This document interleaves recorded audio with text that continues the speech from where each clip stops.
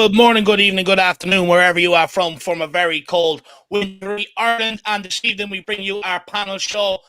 No Ben tonight. He's spending time with the missus before the baby comes, which is okay. But I think we've drafted in a worthy replacement in Adam William Gale. But Jacko, we'll start with you, my man. How are you keeping this evening? Doing all right, Dave. Yeah, looking forward to tomorrow night. We get to see Spurs play early, I guess. Friday night under the lights, like you sort of said. Maybe a bit of a Yank reference, for Spurs on this occasion.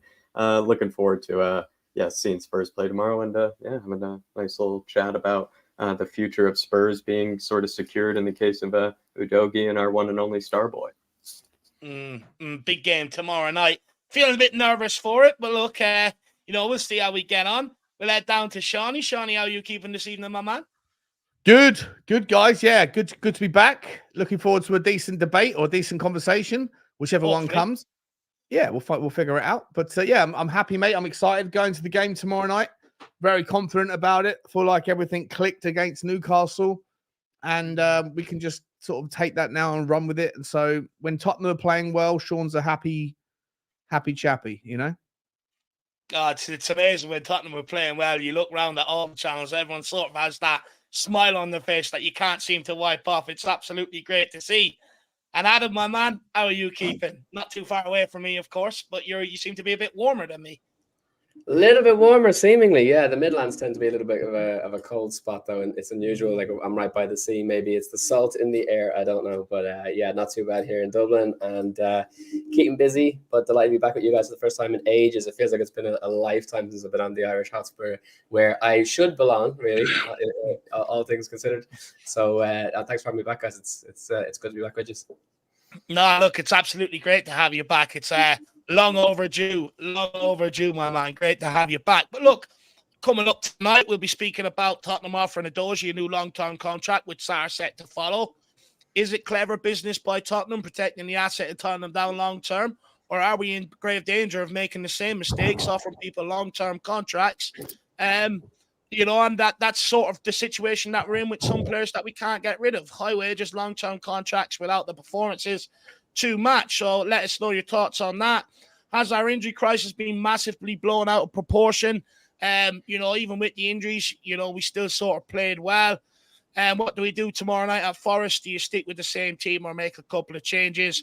Then on to the January transfer plans. I know Lange, what do you think? What would you expect for him for a first window looking to make his mark at Tottenham?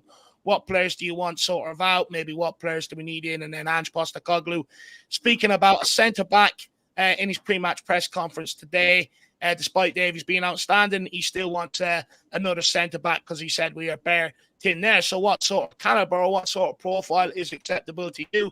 And then we'll go into some members' questions, some great questions there about Papa Sarr.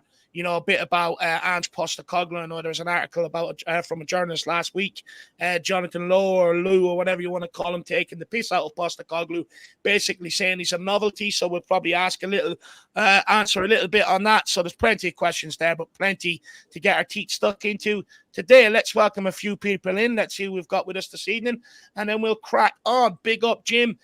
Just a guy who loves Spurs. He says, big up, panel. Come on, you Spurs. Big up, Jim. Make sure you get the lumberjack outfit on tomorrow night. We're going to commit some deforestation, big man. Let's go. Cannot wait. Big up, Big T. Come on, you Spurs. How is everyone this evening? We're keeping great, mate. Hopefully you're keeping well as well, T. Keith Edwards this evening, guys. They should pay what the going rate is for a player as long as it's performance related. Fair point, my man. Then we have Jamie Stu 07. No, Johnny. No, look, you're supposed to be on with us during the week on Devil's Advocate as well. I think he's actually cut down with a bit of the big C, I believe. So best wishes to Johnny. Hopefully him and his son will recover very, very soon. I know they're not going to the Forest game because of it. So everyone get the well wishes into to Johnny. Nate and the Spurs fans says, come on, you Spurs. Big up, Nate Dog. We also have Gio Reyes says, big up, everyone. Big up, Gio. Short of calling yourself Lo Celso, I suppose.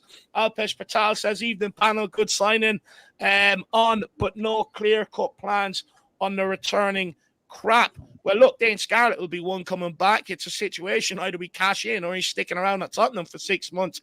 Interesting what to do there. Big up, DB. Great to see you in. Good evening, sir. Also, Martin Walton. Evening, lads. Big up, Martin Walton. Great to see you. And also, Foggy Foam says, good evening, guys. Foggy Foam.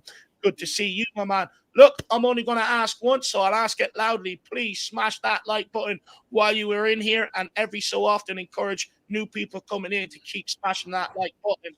Feel free to support the channel in any way you see fit, whether that's gifting memberships, grabbing one for yourself, and getting involved in the members-only content and the community that we have going on, or feel free to throw more talking points, whether you agree, disagree with us. No harm in disagreeing. We'll have a good, hopefully civilized conversation. Sometimes I can get a bit antsy-pantsy, but we'll see how it goes. So feel free to send in a super chat with your thoughts and opinions as well. But most importantly, as we go along, as Jack delivers the hard-hitting questions, we want your hard-hitting answers in the chat. That's enough of the housekeeping. Over to you, Jack. Let's go. Let's go to you first, Adam, because we haven't heard from you on a while on this channel. Spurs, of course, have given Udogie that new long-term contract and are expecting to sign Papma Sarr as well very soon. I mean, of course, plenty of people think this is a good move, to maybe sign Udogie to a new contract, but maybe to look at it on another side, are we maybe in danger of making the same mistakes we made in the past with players like, I don't know, maybe Winks? We gave Sessegnon, I think, a big long contract. Some guys that, were some of our younger talents, we did end up getting tied down with maybe longer contracts than we should have. Yeah, we're only going to know the answer to that retrospectively. Let's be fair. When we look 5 years down the line, we'll have our answer, and we'll know whether or not the likes of Udogie has gone on and been a complete baller and staked his case as the best left back or left wing back of all time at Tottenham. Or will he end up being a dud? But let's be fair, with the quality that we've seen of the guy, with the fact that he's still only young and he's probably, he hasn't touched his ceiling yet. I think that there's every reason to be optimistic, every reason to stay positive. Just purely based on the level of quality. The players that we've seen in the past that have been given those long-term contracts, they never showed any kind of skill level to have been given those the contracts in the first place. When we're stuck with the likes of Eric Dyer, for example, it really is sad that we weren't able to shift him on sooner.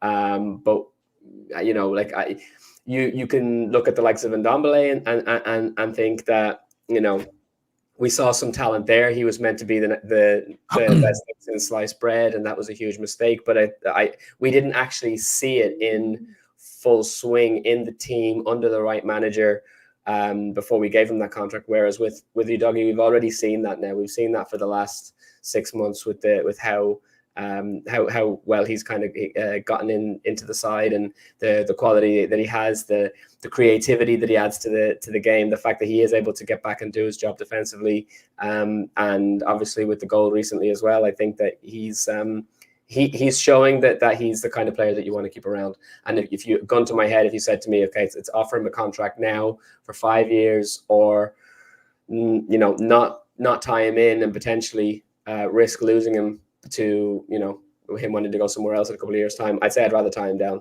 I think he's showing that quality that I would rather risk it.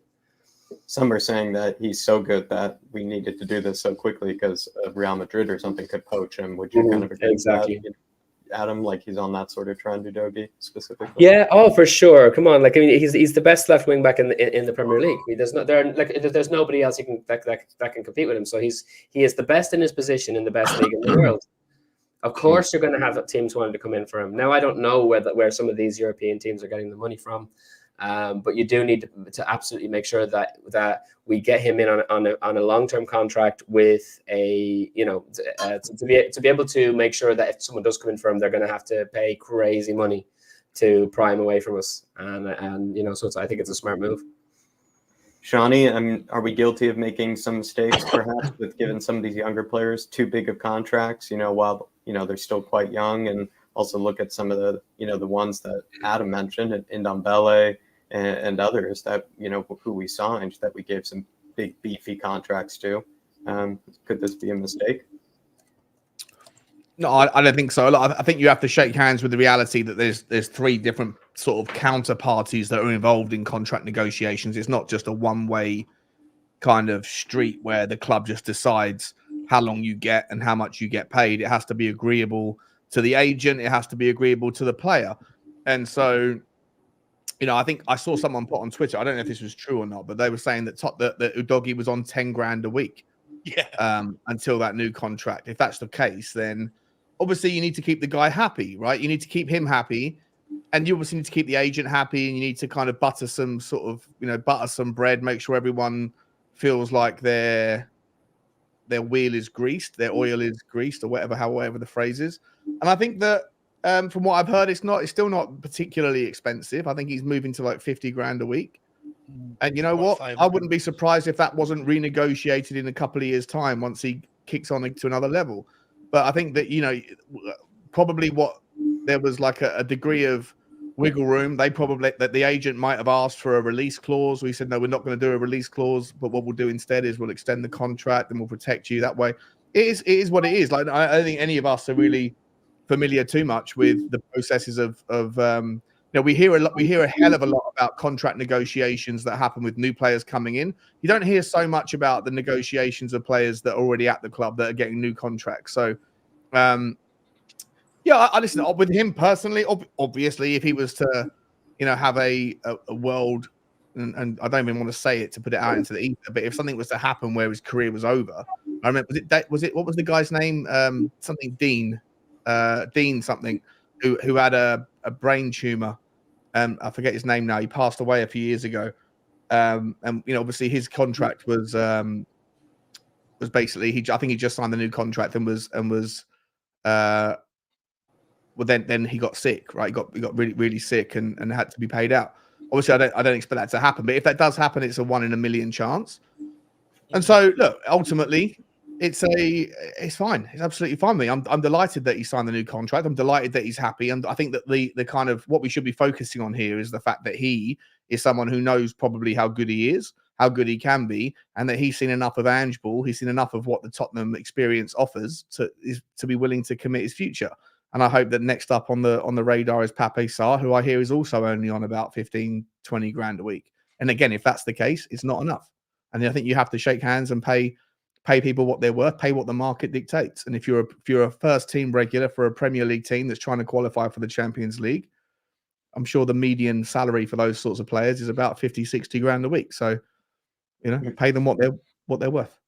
Dave, which long-term contracts are you kind of have in mind when you think of like kind of the mess that we're in right now, or the mess that you think that we were in when it came to long-term contracts? Which ones specifically do you think of? Well, look, you know, it's the reason why we're struggling to offload the likes of Dyer because of long-term contract. You know, he's been kept around here for years. The likes of Davies was on a long-term contract on wages. You know, Ndombele signed on a long-term contract, huge sort of wages. Look, don't get me wrong, I'm absolutely delighted we sort of Udogie down. However, I do think it's an absolute huge risk. I hope it's a calculated move, because back when the likes of Winks and Dyer and Davies and people like that were getting contract renewals, sometimes it just was not deserved. But what it allowed them to do is sit in a comfort zone. And we've seen that the last few years at Tottenham. And that's why I sort of worry about us handing out the sort of long-term contracts. I get what the club are trying to do, the likes of Sarr, Udogie. They're trying to tie them down and build a nucleus of the team, right? You know, the sort of core of the team, using these guys by tying them down. I can understand that. However, it is only human nature to become complacent when you know that you're tied down somewhere for 6 to 7 years. Now, I would say the only way they might not get complacent is hopefully they're the right character, they're hungry, but also they're not at the top scale of wages, which is a huge plus. They've still got some sort of scope to go before they reach there. I can also understand it from the club point of view. It means if Real Madrid or Barcelona or someone did come calling in the future, the club can always do what they've done with Harry Kane, keep knocking it back. But at the same time, I do worry because it does sort of allow complacency to creep in. So that concerns me a little. You look at Chelsea, all them players know they're not going anywhere.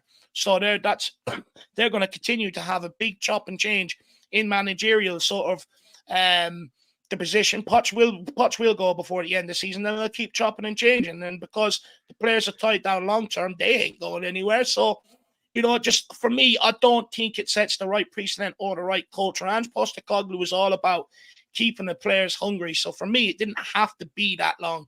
You could have just extended his current deal by a year or by 2 or 3 years. It didn't have to be 7 years. I don't think it sets a good precedent in keeping people hungry, keeping people honest. And what I mean by honest is getting out there, performing week in, week out, I don't think it keeps them on their toes whatsoever. Anybody disagree with Dave, or is this maybe too big of a contract? I mean, as much as he deserved probably a bigger pay packet and maybe some sort of incentive, maybe this is too big. No, I understand where Dave's coming from. I do. I get the idea of diluting the desire or whatever. I 100% understand that. But at the same time, I think that you get to amortize over 6 years. So if the contract is 7 or 8 years, then you get a limitation. So again, there's maximums that you can do from a financial perspective. But I think that we just don't know what the kind of ramifications of internal contract negotiations are. There's very little, like I said in my first answer, I think there's very little insight into that generally from people within the club or from anywhere really about what happens once the player's already at the club.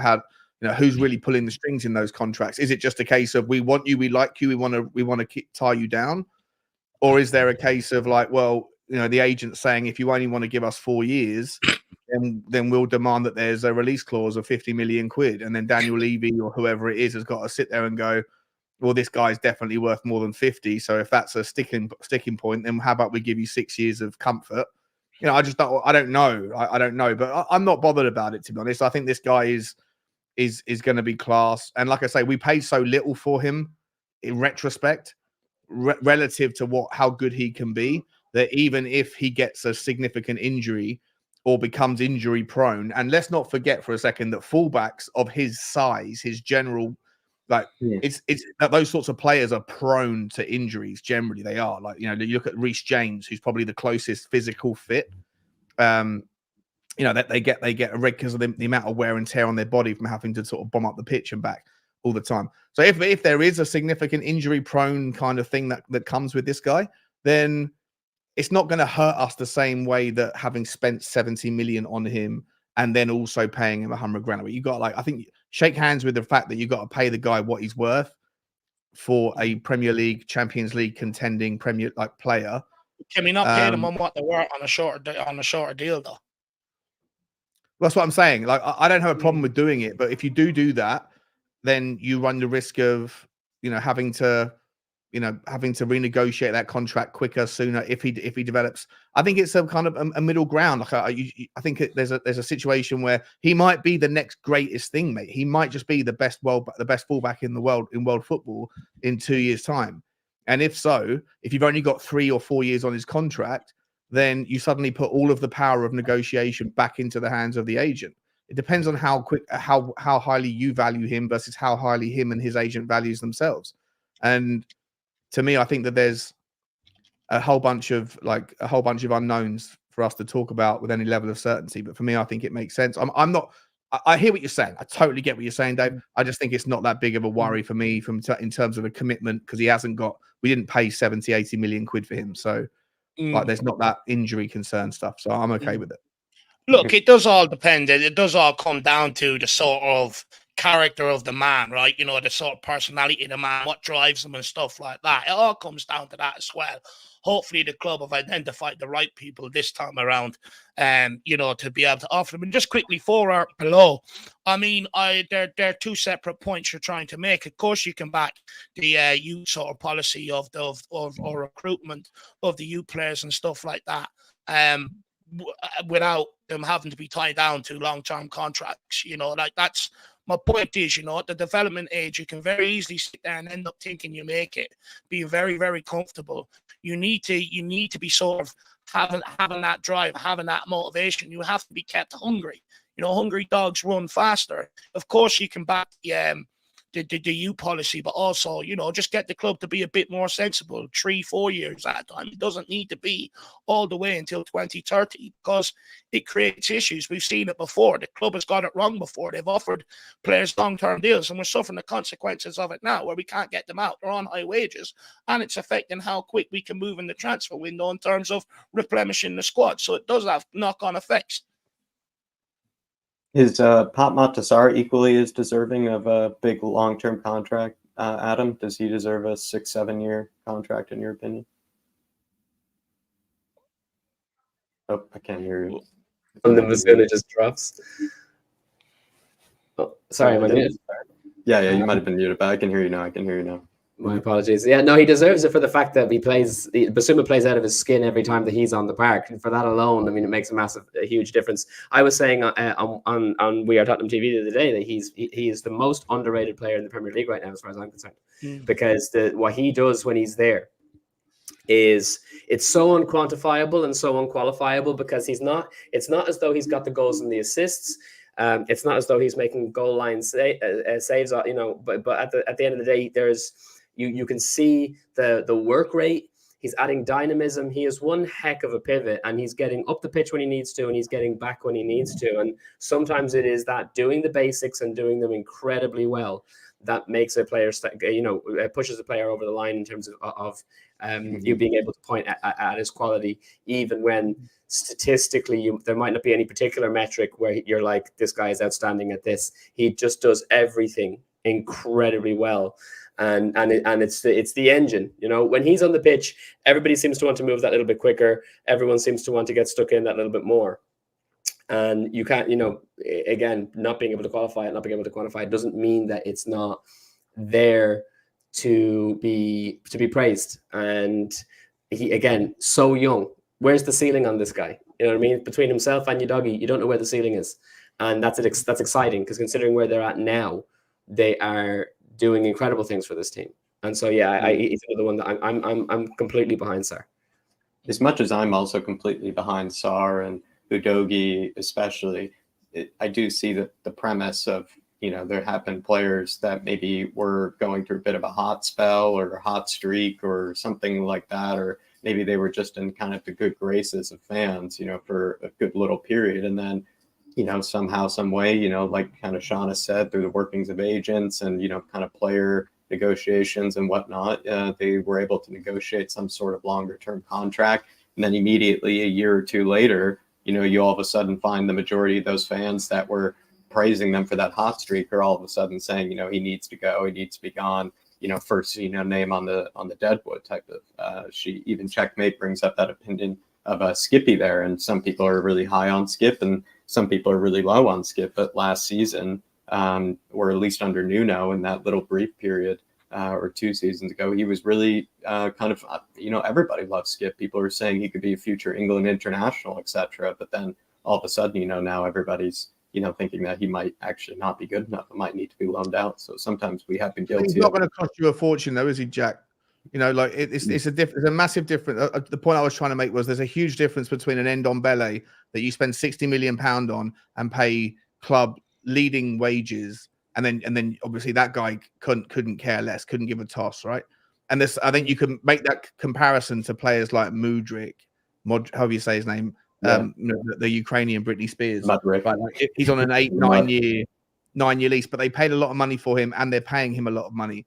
If you're just giving Udogie you're signing him on a long-term contract, but you only paid 10-15 million for him, and he's only on, you know, 40-50 grand. I'm not sure what he's actually going to get paid out. I don't think I've seen that, but it's not going to be breaking the bank, right? He's not going to be getting, you know, 150 grand a week. So you're paying him less than market value, but you're just locking him down on the off chance that he goes on and becomes a significant superstar. And if he does, then you can sell that guy on if he doesn't want to be here anymore, knowing at full value, knowing that he can't run his contract down anytime soon. Same with Pape Sarr. So I think that the circumstances are incredibly different when they're internal re-contract negotiations, rather than like handing over the keys to the kingdom to a player that hasn't proven it yet, and that comes with a significant signing fee. And I think there's a significant difference between an Ndombele or a Lo Celso or a Reguilon than there is to one of these sorts of things, for me personally.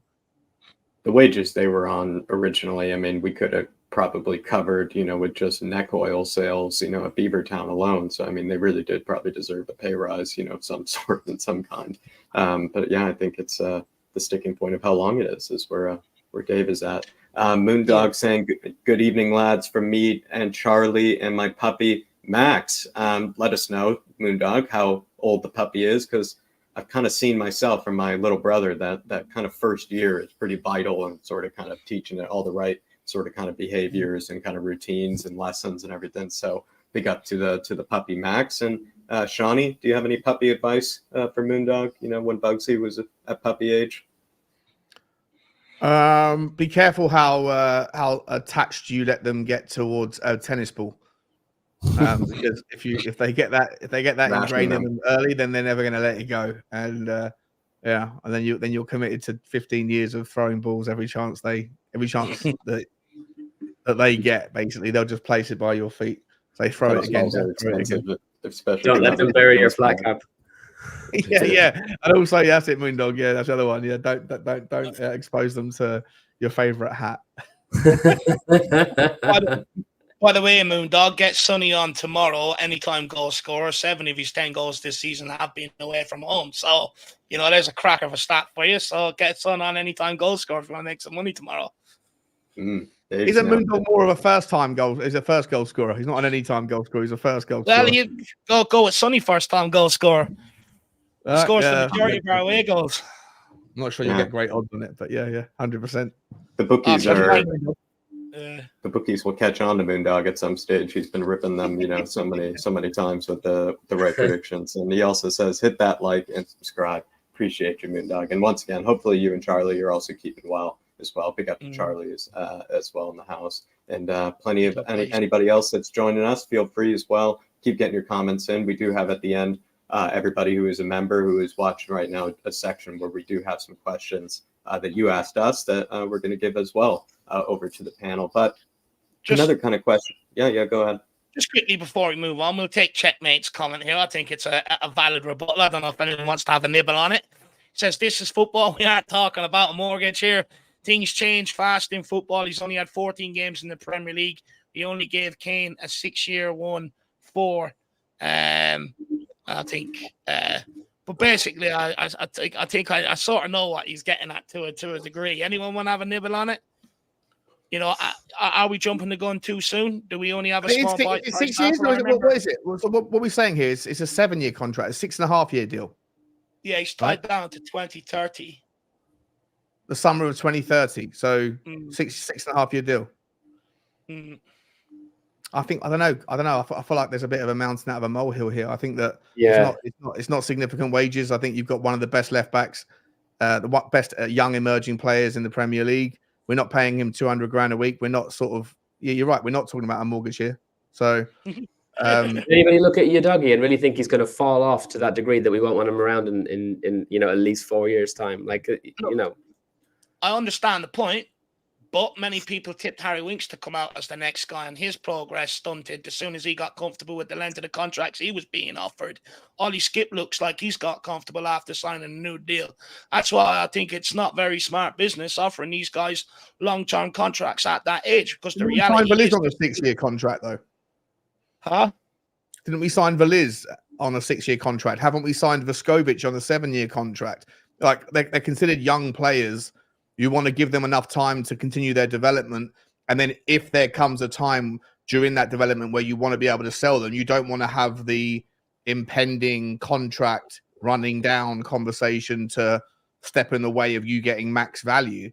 I don't really understand why this is a negative. I think it's a positive for me, absent some crazy scenario where the guy breaks his leg or has a car accident, God forbid, or something happens to his health where he's a nightmare, or he falls off of a cliff, but then you can loan him out anyway and, run the contract down. And it's not like you're dealing with an Ndombele where you're paying, 200 grand a week. He's only on 50 grand a week. I don't think this is, a problem at all for me. Yeah, no, fair enough. Look, the only reason why I sort of brought it up is because I've seen this at Tottenham before, and we're paying for it now in terms of the transfer market where we can't shift them on. Like, I know what you're saying, that if it doesn't work out, we can loan them out, but that's just recreating the problem that we're already in right now. So, look, I just don't agree with the length of it. That's where I'll stick on it anyway, for sure. Okay. And Moondoggy following up saying, I'm going for Johnson first goal once again.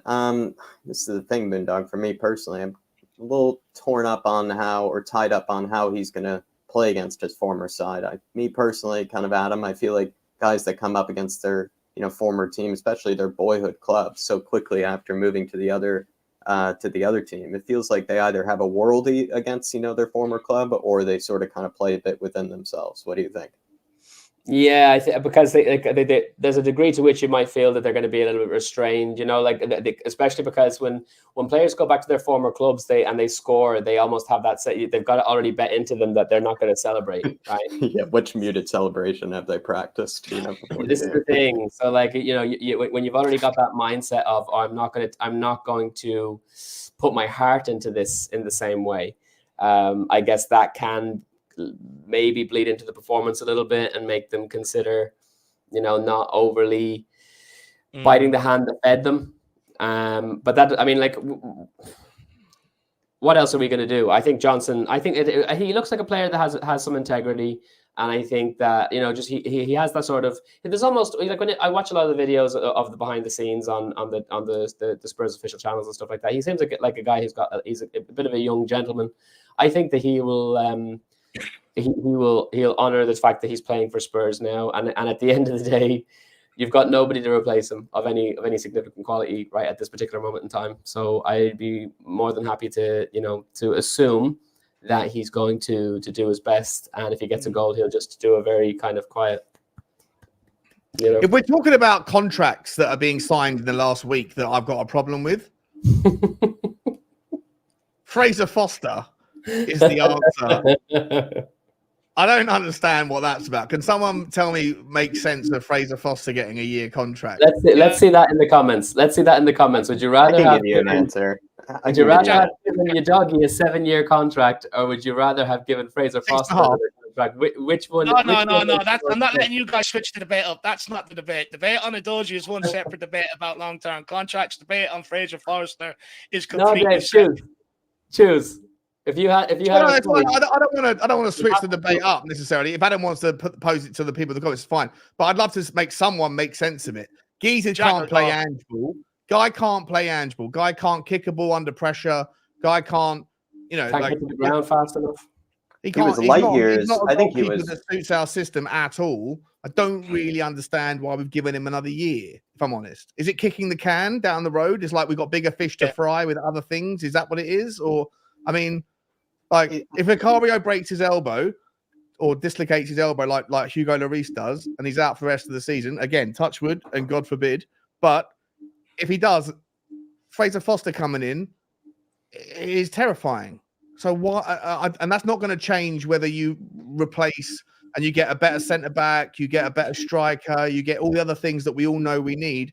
So why on God's green earth are we extending a contract of a guy who's got 6 months left to go, and we don't surely have any long-term ambitions for him? I don't get it. Jack, help me out here, bro. I think it's because he pretty much outplayed Lloris last season, and Spurs kind of looked at which keeper do they want to have that's maybe more on kind of the aging side of things, maybe more on the experience side. Nice sort of vibe around the dressing room, offers sort of a good sort of kind of shoulder to lean on in any sort of situation. Seems to be kind of easygoing sort of personality with everybody, gets along with everybody. And I understand that that's, quite a lovely life to live, to be paid, $70,000 a week just to be sort of the vibes guy as the backup keeper. But there is sort of that position. More than Destiny Udogie. I agree with Martin in the comments. I agree with Martin that he most likely probably took a pay cut. But last season there were so many just failures, or in a way, it's just so many downers of signings who didn't end up living up to the potential of what we hyped them up to be, that plenty were joking that Fraser Forster was sort of the best signing actually of last season, and ended up in a way sort of saving us. Once Lloris got that injury, he stepped in, and who's far better than Lloris, who's far better with his feet. That was for a different system, though. Far better with his, but he was better with his feet. That was the first thing we were asking, even under Conte ball. Lloris couldn't play with his feet, and it was costing us, because any time that we did try to play out from the back under Conte ball, Lloris would just give it away to the opposition immediately, whereas Forster could actually clear it, or B, actually pick out somebody every now and again. And also, yeah, even but you think from Forster set can play pieces, he sweeper was keeper? better.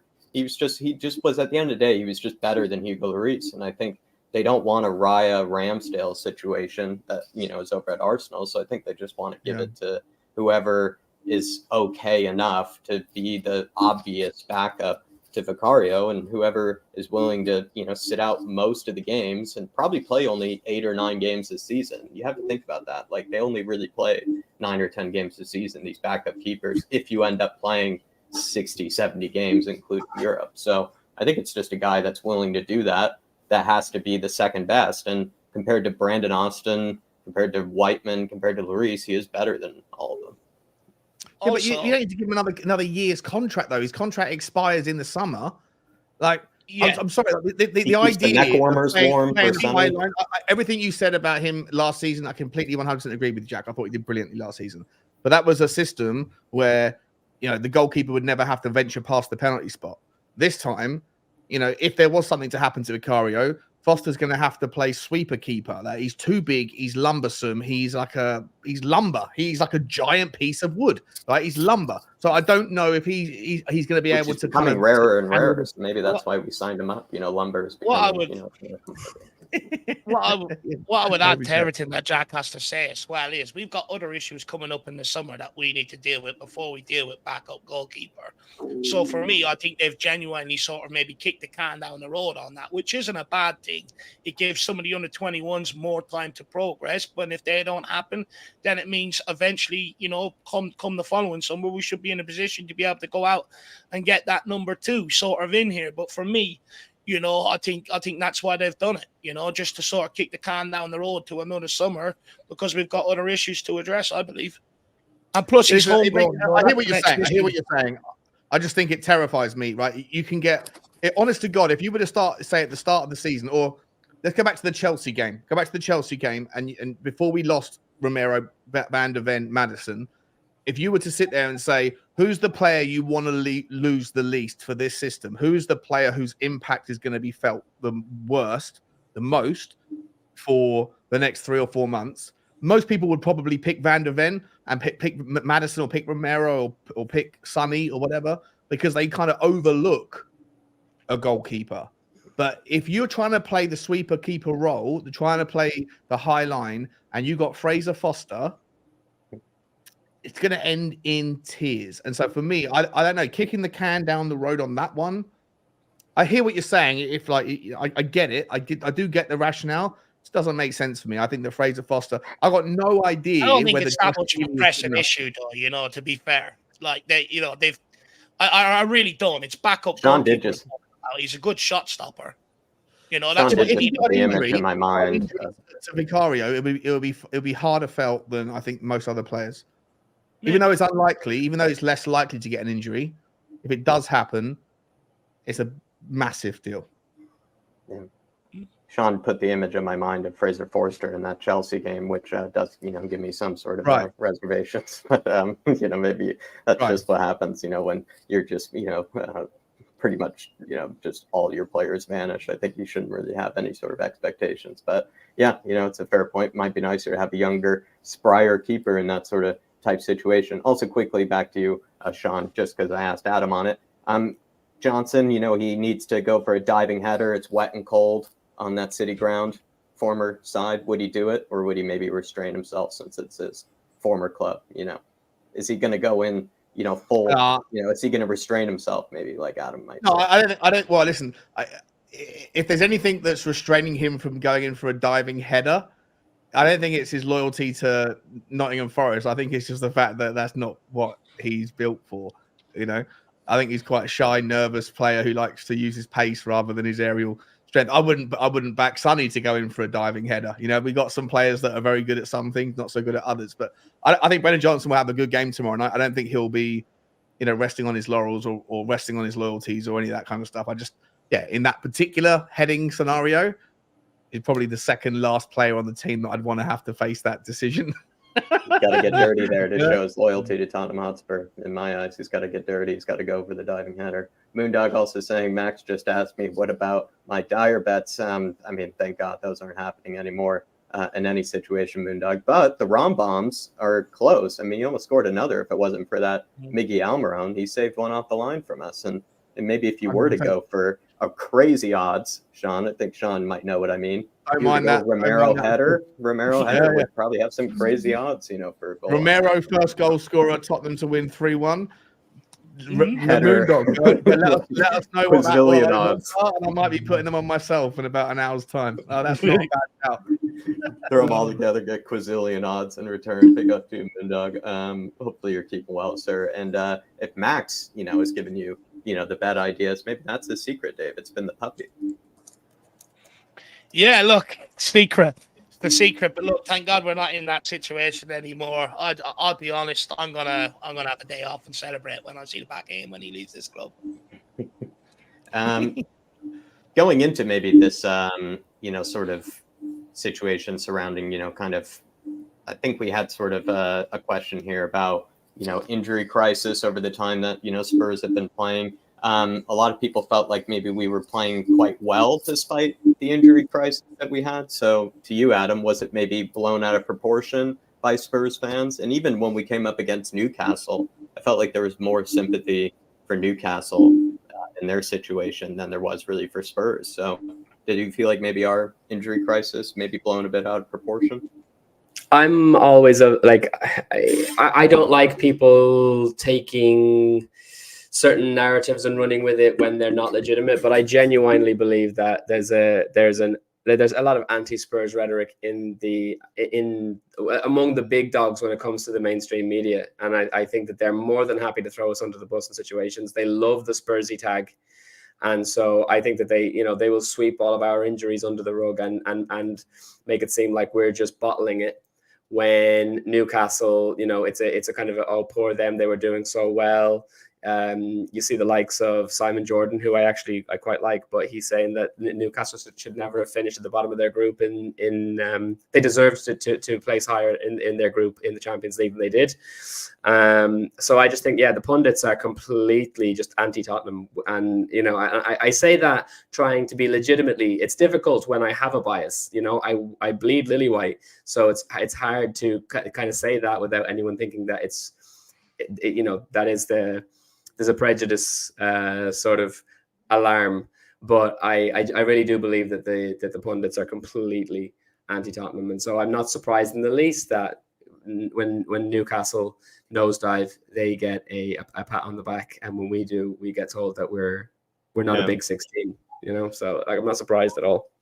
I had said that in our members' thoughts, you know, before the game, that it felt like everything was sort of sympathetic towards Newcastle and their injury situation. And the only reason I started to get more sympathy towards them was just because of the recent one to Nick Pope. But before that, it kind of felt like they were fielding close to what I thought was their best team, or close to their starting 11, whereas Spurs have been only just, you know, blessed with the return of, you know, Romero. We were fullback FC, you know, for a few games, you know, looking like that was going to be our future as well. You know, we had so many changes in the midfield. Like, as much as I think we have depth in the midfield, you know, there were a lot of changes and a lot of turnover up there. Yeah. And as much as we also have depth up front, there was also a lot of injuries and a lot of just sort of kind of shakeups and things that kind of just kept needing to happen. Whereas with Newcastle, I just felt like when I kept looking at their starting 11, I sort of felt like, isn't that what they usually sort of had? Like, you know, for the majority of their time. So I agree with you there, Shawnee. This was, you know, Dave's question, that maybe the injury crisis was blown out of proportion. Would you agree with that? Maybe we made too big of a deal of it. We should have been, you know, we were all right after all. No, I don't think it's blown out of proportion at all, if I'm honest. I think it was significant. I think it all happened at once. I think Maybe it was a little bit compounded on by Romero, but a red card that is absence for 3 games. You know, most people that are injured aren't injured for 3 games, right? They're injured for a week or 2. So people chalk up. I see Arsenal fans do it all the time on Twitter. You know, they say like, "Oh, well, we've all had injuries, mate." You know, here's a list of Arsenal's injuries this season. Jesus, 1 game. You know, like Odegaard, 6 minutes. Like, you know, what sort of, you know, and it's waffle. When you look at Tottenham, I think people don't really credit how massive a miss Perisic was. I think Perisic has been absolutely a monster miss for us because he was the only forward when we were playing Sonny through the middle. He was the only guy who could drive at players, and that cadence he has with his step overs. He doesn't have the blistering pace of like a Perisic or the quickness of feet of like a Solomon or a Son, but what he does have is an unpredictability because he's got that rhythmic kind of hypnotic kind of step overs where you just don't know which one is going to be his last before he drops his shoulder to the byline or to cut inside, and he's got an amazing cross on the end of it. It's a blessing in disguise, though, I think, that he's gone. Like, otherwise, you never know what decisions could have been made regarding our forward line if he had stayed there. Yes, I do think that in some occasions, like playing him as the left wing forward as opposed to left wing back, we would have got the best out of him in a way that we didn't get out of Conte. But it also would have meant that we would have considered, you know, we wouldn't have been considering getting players in for that position that we can start to bed in, young players, bringing in someone like an Antonio Nusa, which I hope happens in January. You know, that we wouldn't have been considering those things if Perisic was there. And Perisic is what, 36 years old? He's not the long-term solution, and I think he's a bit. No, I know. To be honest, listen, I'm not saying it's the long term. I'm just saying this particular season, I think he started the season so well. I think that he got us goals late on in games that, or his access or the access to his skill set is something that was really significantly felt. Manuel Solomon, I'm not entirely sure. I think there's a real player in there, but I don't think we've really seen the best of him. But obviously, Van der Ven and Maddison have been massive injuries. You know, I think that you can't overstate how important they've been, and I think at the same time, you know, I think maybe also people conflate those things happening at the same time as significant suspensions to Bissouma in a big game. So as I said earlier, Romero 3 games is longer than the average injury. Udogie as well being suspended for a period. Sarr being, even though it's 1 game, it all happened at the same time.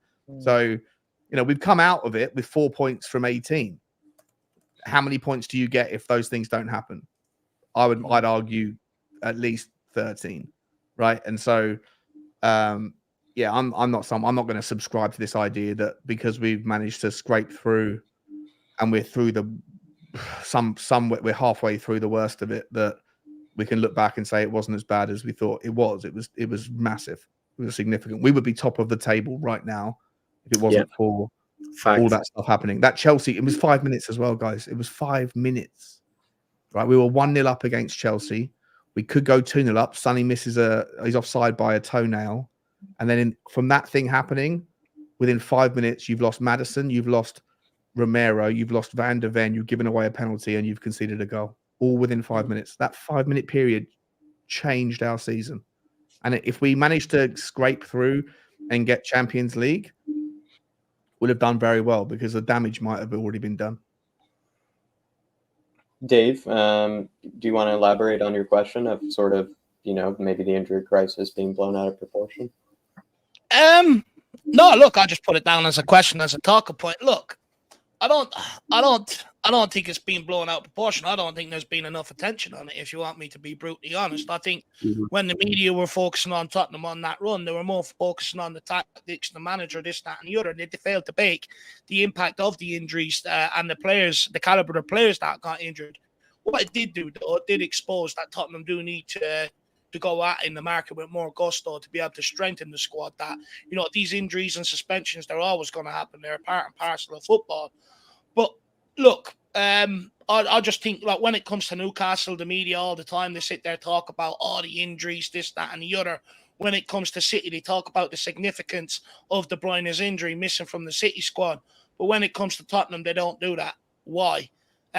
But saying that, we still managed to play our brand of football. Okay, it didn't yield the results we wanted, but it nearly did. So just for me, it just highlights the need to get strengthened that in January and go again in the summer and not rest on our laurels. Sorry, there's a lot of people honking right outside.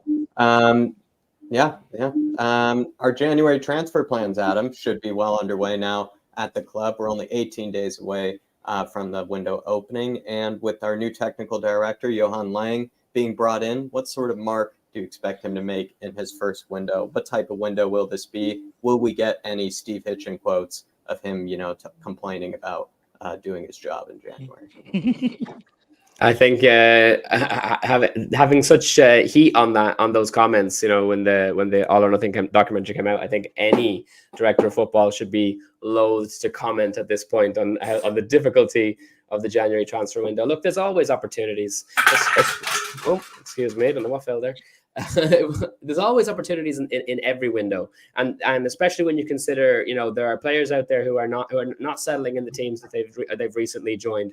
There are players out there who have joined teams that overspend, didn't follow financial fair play, all these kinds of things that need to be moved around. There will be opportunities. If we needed to bring in Jota for 6 months, you know what I mean, to give the team a bit of creative flair in the front three, we could easily do that. I don't see us having any issues finding the players that we need. We know that we have to bring in a defender. It's absolutely essential. I can't see that not happening. It would be the one area, like I already feel like the fact that we didn't get another, of course everybody feels like the fact that we didn't get another centre back in the summer when we knew we were just one injury, never mind 2 injuries away from complete and utter disaster. That was a huge misstep. If Daniel Levy doesn't now go out and make sure that by hook or by crook we get an absolutely phenomenal understudy to Romero and Van der Ven, that puts us in a position where we're not buckled the next time we have a situation like that, then that for me will be the biggest indicator that he's not doing his job properly. Because I wouldn't call myself a Daniel Levy defender, but at the same time, I'm willing to point out where people have, people are getting flack in situations where they've done more good than harm. And I genuinely believe to date, Daniel Levy has done more good than harm for this football club. But, I would start to see the wheels fall off a little bit if we didn't bring in a centre-back now in January, because we know that is absolutely... What level centre-back? What level? I mean, it's got to be someone who is... Well, here's the thing. You're not going to go get somebody with Romero and Van der Ven, surely. Not to the exact same level, though, because you're not going to get someone at that level who's going to be willing to sit on the bench. Especially for the remainder of this season. We've only got Premier League football and the FA Cup, and who knows how long we'll stand.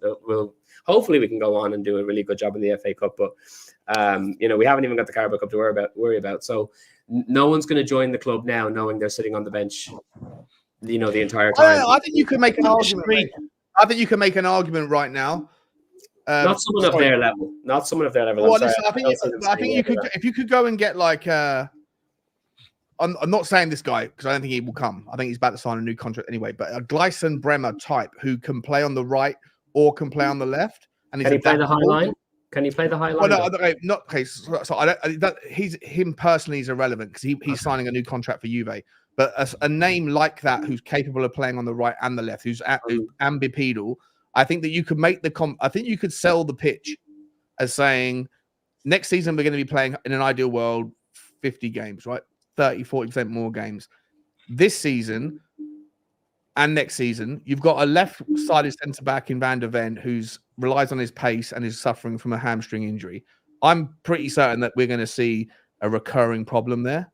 And then on the right-hand side, you've got a Romero who, let's be honest, in the 2 years he's been here, has not been short of injuries. He gets injured more than the average centre-back.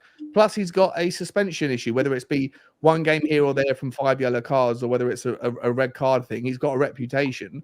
So I think that if you could get someone in who's capable of playing both positions, who's ambipedal and can handle both sides and slot in seamlessly, then I think that you can say to that guy, you are going to play 40-50% of games, just like the other two are, because by hook or by crook, there's going to be a requirement, a necessity. So players of that quality don't want to hear, no matter, they don't want to hear you're going to get 40 games. If they hear you're going to get 40 games, you're going to get 40 games because the two players who are ahead of you will probably get suspensions and injuries. That's not, that doesn't sound tasty to someone of the. No, you don't put it to them like that. You also say you come in and compete on merit. Yeah. You come in and compete on merit. The best person gets the slot. But in a world where, if someone do you think that Romero or Mickey van der Ven will stick around if someone comes in? And hang on here. I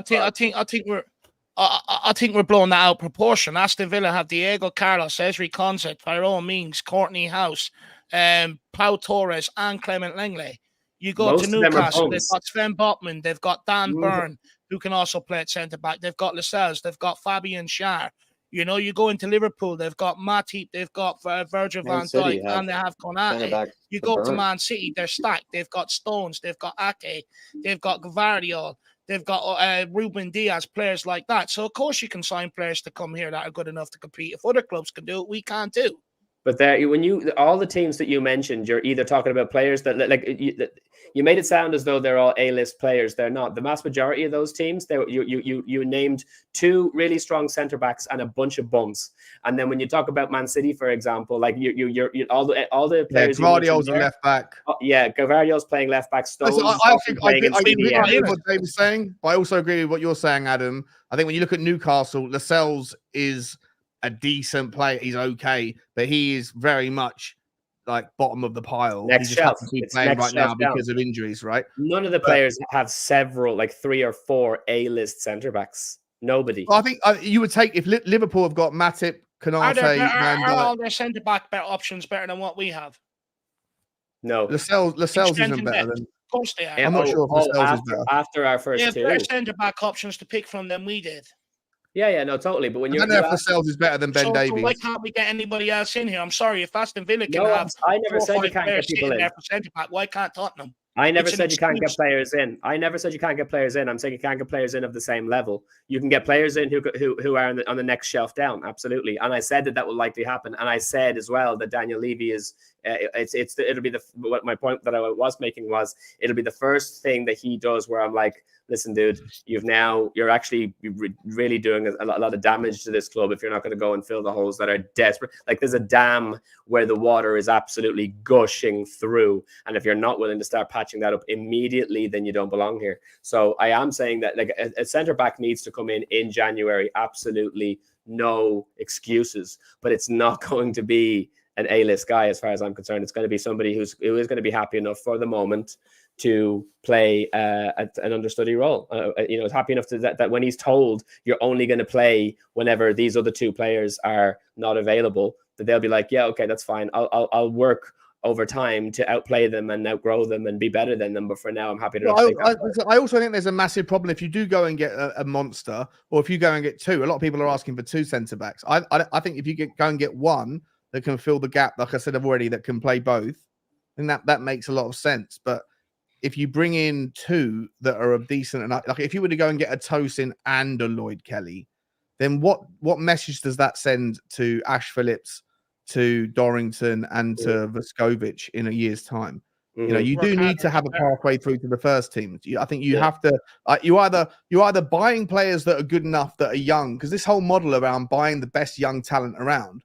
All right, well, do you believe in the players that you bought? You paid 12 million quid for Ash Phillips. Like, are you buying him to bring him into the first team? Because if you are, then you shouldn't be going and getting 2 centre backs now at this stage. You should be getting one that's good enough to fill you in now, and then the other guy should be about, the next 18 months, next 12 months should be there or thereabouts. And if they're not ready, then again you've messed up on this. We're buying the best young talent around. If you're buying the best young talent, then the best young talent should be ready by the time that they're 21 years old, in my opinion. Mm-hmm. Look, for me, I just think, centre back is an issue that's been here for a number of years at the club. And when you look at other clubs, it all depends, the quality of backup you have, literally all depends on how much gusto you go into the market to fix it, realistically. That's the reality of it. Tottenham don't go into the market with enough gusto to fix that problem. This nonsense that you can't pick up someone from another league, pay them more wages, and offer them an opportunity in the Premier League to come in and compete for their spot is absolute nonsense. Most players around the world will snap your hand off to up their wages and come to the Premier League. They're all dying to get to the Premier League. That's why, whether people agree with the levels of backup that them clubs have, the reality is they have it, we don't. They're the clubs that we're trying to compete with. They're the clubs that we're trying to topple. So if we want to do that, we have to get to that level and stop making this excuse that no one wants to come here and play on the bench. Of course, ideally, nobody wants to come here and play on the bench, but you don't sell it to them like that. You tell them, we want you. This is what you're good at. You come here and compete for your place. It all depends on how you look at it. We look at it completely. You will lose somebody very swiftly with that attitude, though. You will lose somebody very swiftly, even if you're all right. And like, let's say, for example, the unthinkable happens. Someone with a really, really strong ego comes in and says, "Do you know what? Even though there's already 2 bet-in centre backs in this team that are A-listers that are going to be hard to move, I'm gambling on myself. I bet on myself to come in here, outplay them, and get into the team." Even if that does happen, you're talking 6 to 12 months down the line where either Romero or Mickey van de Ven want to leave the team. So that's what I'm saying. You have to have 2 absolute bet on A-listers and then someone who's slightly underneath them. And that's the way. That's what most, even the clubs who've been playing. That's hypothetical that they'd want to leave the team, though, right? How do you know that? They might want to sit here and compete for their place. They might have a complete different mindset than what you're giving them credit for. You're using hypotheticals as an excuse not to go out and get someone in here that's of a decent caliber. But there's not going to be 3 A-listers in the club that are told week in, week out. Who said it has to be an A-lister? No one said it has to be an A-lister. It just has to be someone that's good enough to come in here and you said the same quality. Who would you like, Dave? Same quality as Romero and Van de Ven. You said, yeah, they're A-listers in my book. There's like they're the 2 of the best centre backs in the Premier League. Who have you got your eye on, Dave? Look, there's many centre-backs you can get in here. You can bring in a Tosin Adarabioyo. He's a hungry guy. He'd be good enough to come in here and compete for his place he's not A-list. over time. Huh? I'd go for him too, but he's not an A-list. A-list. I never said it has to be A-list. I said someone that's good enough to be able to come here and compete for their spot. Okay, I'll use your words then. The same level as Romero and Van de Ven. No, he's not. Again, you're wrong. You're not listening. I said similar level. I didn't say the same level. That's where your whole point is wrong. I said similar level. Someone that's good enough and wants to come in here and compete. Stop making excuses for the club not doing the business. Every other club that we're trying to catch, Aston Villa, have been able to do it. Why can't Tottenham? Stop making excuses. Demand it.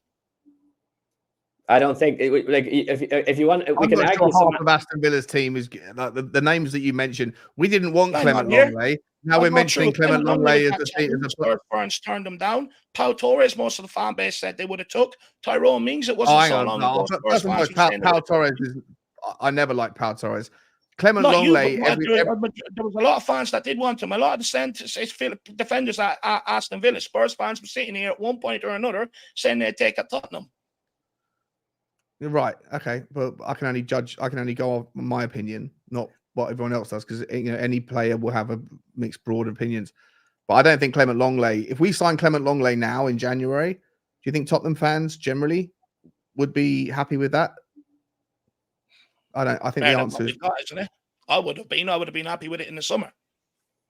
We can argue the semantics of the words similar and same if you want, but my point is that where the fact is, do we agree or don't we agree with each other?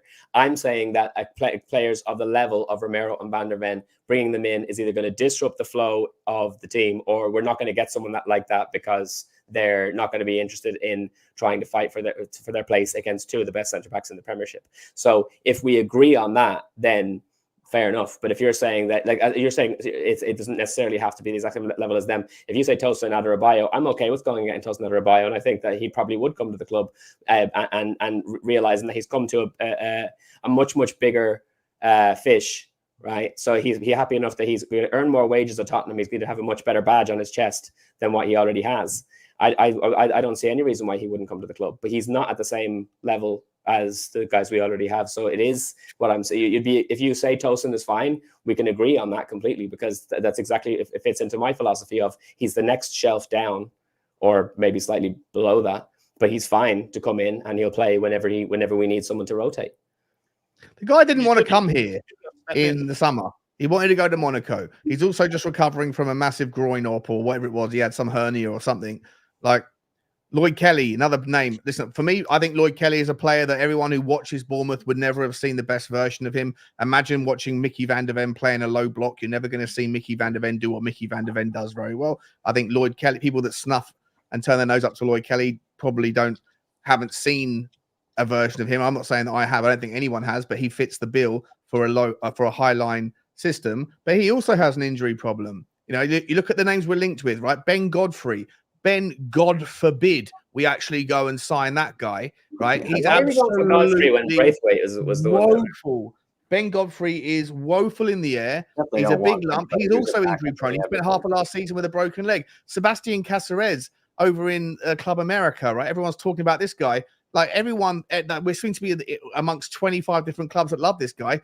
Is he ready to come over and just slot straight into Premier League football? Maybe, maybe not. He's only just broken into the Uruguayan team.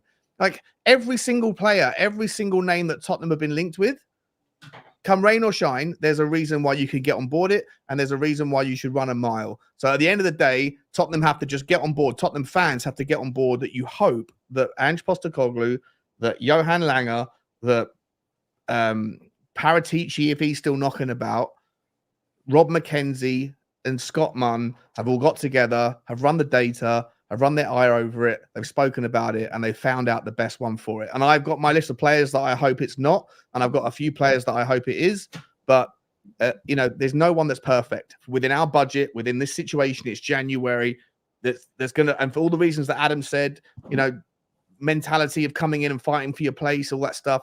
I don't know. We're just gonna have to sit there and have our fingers crossed that the guy that we land on is the right man for the job, and we won't know that until next year anyway. Yeah. What does a Johan Lang style window look like, Dave? Like, how would we know by the end of this window that it was Johan Lang that did it and not Paratici? I'm not sure, you know. What I will say is his recruitment is sort of very similar to Paratici. You know, at Aston Villa, I think you got to praise him for the homegrown recruitment. And that was absolutely spot on. You look at the homegrown strength of the core of their squad, it's strong. And that's what our weakest area at Tottenham Hotspur is our homegrown quality. But look, Tottenham, I think, have been trying to address that by signing some homegrown players and tying some down, hoping that maybe they make part of that quota going into next season, I reckon. But I definitely think he's probably here to maybe look at some of the homegrown players for sure, try and get them in. And he's done a wonderful job at Villa in that regard. I'm not really sure what a Lang window looks like. I don't really care, to be honest with you. I just hope he continues on the philosophy and the path that we're sort of on. It seems to be working for this football club. Not only are we excited with what we're seeing right now, but we're also excited for the future. So as long as that's that sort of philosophy and the sort of same sort of signings are coming in that we've made over the last couple of years, I'll be more than happy with that. Yeah. It'd be interesting to see if we still kind of sort of get this vibe that Paratici might be still, kind of picking out targets around the background, or if Johan Lang is really, somebody to make an imprint, this window. Could you see that happening, Adam, where like, maybe all of a sudden we're linked with all these, maybe talents, in sort of the, I don't know, Belgian, Danish, Swiss leagues or something like that. And, we're going after maybe talents, maybe further down the English pyramid, because that's kind of what he seemed to do all right at, was sort of kind of more database kind of recruitment as well, kind of English pyramid kind of talent, around. So is Johan Lang going to make a big imprint this window? I would hope so. Again, it's not, given that we know exactly the holes that we need to fill in. We know where we're weak. We know what we need for this season. We know what we need going forward. So there's no, it's not as though he's walking into this with a blindfold. And the fact that we know the experience that he has, we know the work that he's done previously at Villa, and seeing all of the best teams, not only the teams that are at the top of the table, the likes of Man City and Liverpool, but also the teams that were, bottom of the table and have been climbing the ranks in the likes of Brighton and Brentford. The fact that they're doing the database stuff, I'm really excited to. I've never been more excited to see players come in the door that I've never heard of before. You know what I mean? Like in the past, you're kind of hoping you're going to pick up someone who is a recognized name. I wanted Guardiola for so long before he went to Man City. You know, when you're watching certain players playing in the World Cup, you're like, oh, I'd love to nab him. I'd love to nab him. Amrabat was one that I wanted, and look at the state of him now at Manchester United. He's not, you know, he's not making a name for himself over there. So not that I blame him necessarily, but it's obviously he's not setting the world on fire. So I'm happy enough with the way things are going at the moment, with the focus on talent that will be around for a while. That's, you know, absolutely destroying it in some other league, but is kind of at the same time going under the radar for the fact that they're kind of fresh, they're young, they're not the big names. So I don't see any reason why. As I mentioned already, Antonio Nusa is one that I really want to see at Tottenham, and apparently he's on our radar. It's not as though there's you know, absolutely every single team is out there after him. He's not a massive name, but he would be. I think he would come into the team and completely. He would make a name for himself with us. So if we could do the same thing in the centre back position, I'd be happy with that as well. To be honest, and I agree with Sean and his point that we've already brought in 2 centre backs. One that's coming to the team already and is training with the first team, and one that's you know, it will come back, will be joining us once he comes of age. You know, there's all of that ahead of us. So if that's the model that we're working with, identifying talent through statistics, and you know, and it's more than anything, if it's what Ange is after, which I can't see, no matter who's pulling the strings, whether it's Paratici or Lange. Ultimately, they're pulling the strings in terms of what they're doing in the scouting, but the one pulling their strings is Ange, because Ange is going to be telling them exactly what he wants for his system, and that's what they're going to go out and get. And as long as we've got Ange in charge, I'm fairly confident with whatever decision is being made. Yeah, I'd be curious to see if even he comes out with any sort of videos of any sort, like Paratici did kind of back in the day, sort of, you know, explaining, you know, maybe the window or anything like that. I actually really very much enjoyed those, to be honest. Maybe I was just a bit kind of nerding out and, you know, praising, you know, the overlord, you know, in Paratici. But I did kind of, you know, like hearing, you know, a bit of snippets, you know, because he would give away a little about, you know, what they were sort of trying to do. And you know, he brought up mentality. You know, we're always focusing on the mentality of the player and everything like that. And now when you look at that, it's not as cheesy after all. When, you know, he originally said it, we did actually a very good job in buying mentality first players and that sort of thing. So I don't know, maybe a suggestion to Johan Lang perhaps come out with some sort of similar propaganda type transfer video, you know, explaining, you know, every move that you made. That'd be nice. William McKenzie is actually suggesting Dyer coming back. What am I seeing on the screen right now? What the heck is this next to my face? Get it away. I can smell this. Get it away from me. Just quickly, just on for Skovich, like, we can't fall into the trap where we're waiting for him. He's not coming in until 2025. So in the meantime, you know, that's 2 years away. So in the meantime, we do have to find someone, you know, to come in here and play until then. We can't just pin our hopes on that. That's 2 years down the line. 1 year. It's 1 year away. It's next January comes, so it's 12 months, 13 months, whatever you want to call it. But yeah, he probably won't be ready then anyway. I agree with what you're saying, Dave. We shouldn't be resting our, you know, hopes on this guy. Yeah. But yeah, it's not 2 years; it's 1 year. But I do think, yeah, if you've got Ash Phillips and you hope Dorrington. I don't know if you guys watched the Tottenham Sunderland under-21 game a few days ago. Yeah. Dorrington was spectacular once again, absolutely incredible. You know, he's such a good ball playing centre back. You changed your mind about giving him a chance yet? Yeah, mate, he fits this system. He's a ball-playing centre-back, right? It's a worry, isn't it? Like when I know you have but to this just is the thing, though, Sean, right? You either go out and buy a centre-back or you give these guys the opportunity. It's one or the other. I agree. Yeah, I agree. I just think, like, when you have someone like Jamie Donnelly, who, again, was just brilliant, even though he made actually a clanger in the game for a moment, which is out of character, but he was absolutely brilliant. I think it's so much easier to get your head around giving a forward player a chance than it is a defender, right? And I know that at some point you have to throw the defenders in there and let them kind of sink or swim, but you just fear, you know, one mistake from an inexperienced, nervous defender is going to cost you a goal. One mistake from an inexperienced, nervous Jamie Donnelly, all it's going to do is not score you a goal. So nothing like kind of the consequences are vastly different. Same with the goalkeeper, right?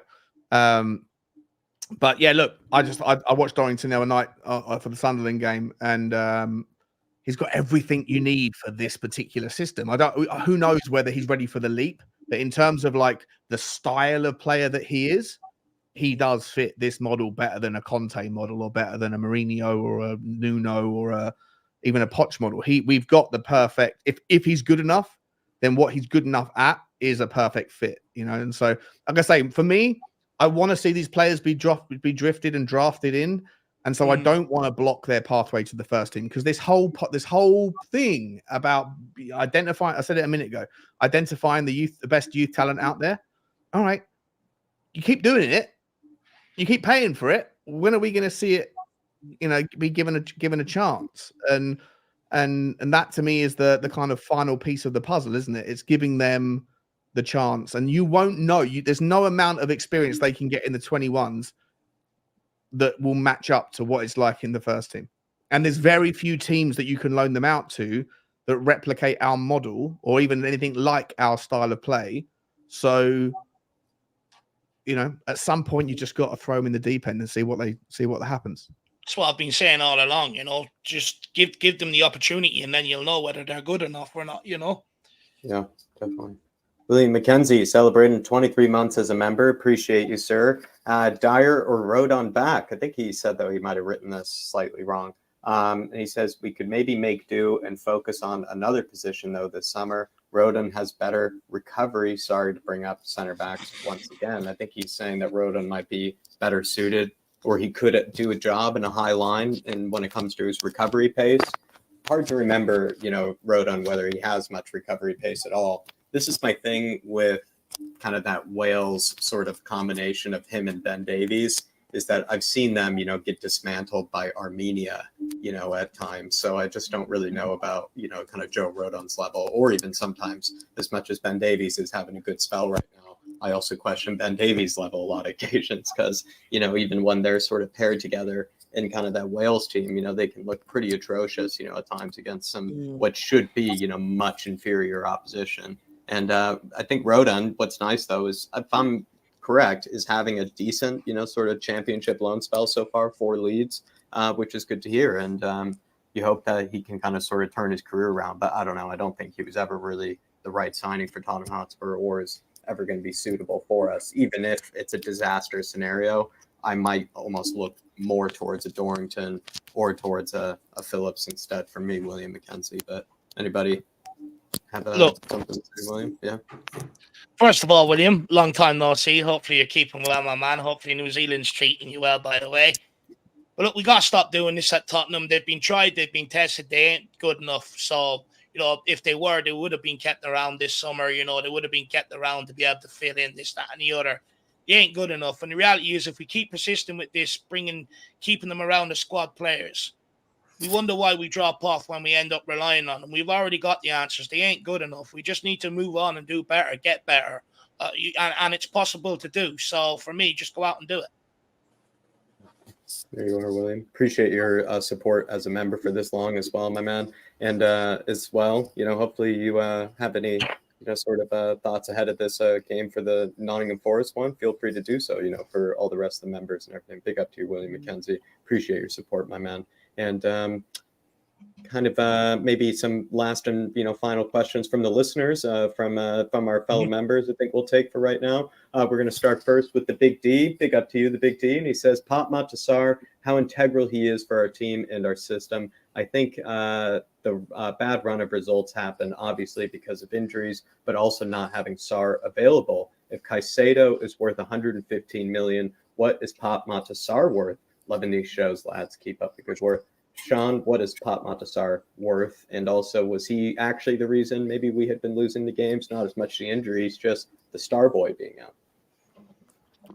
out. Second part first. I do think he's been his absence has been fairly significant. Maybe flew under the radar a little bit. I was talking about this the other day with Dave. Actually, I was, you know, partnerships I think are very important in football.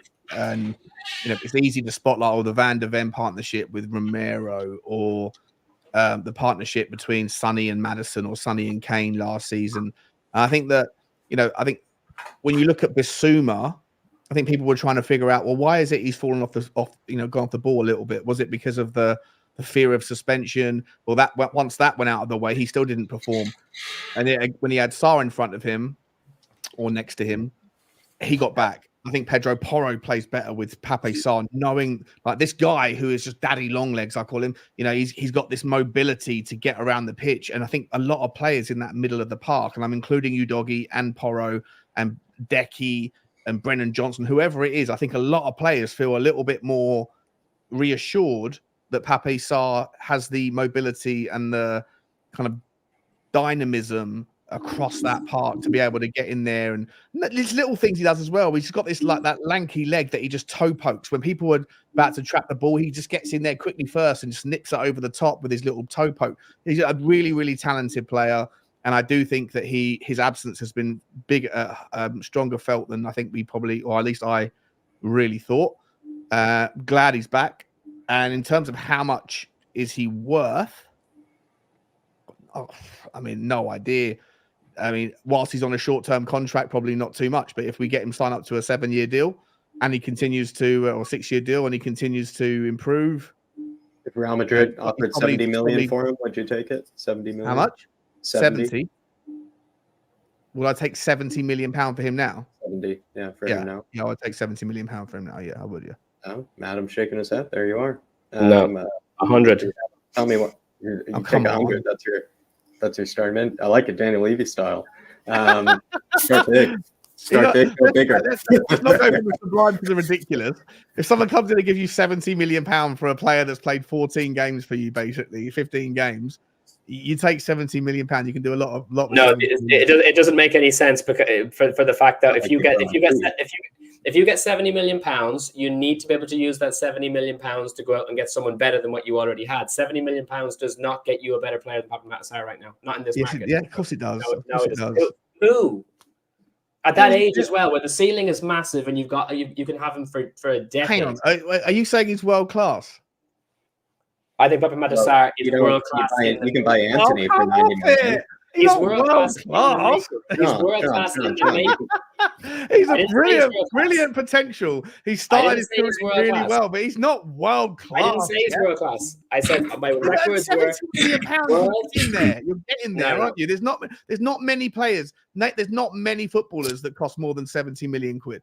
We would have to pay 100 million or more for the likes of a Caicedo or Declan Rice or any of those kind of lads. No, you wouldn't. Just because Chelsea have gone and like upset the market, then Chelsea can't continue to do that.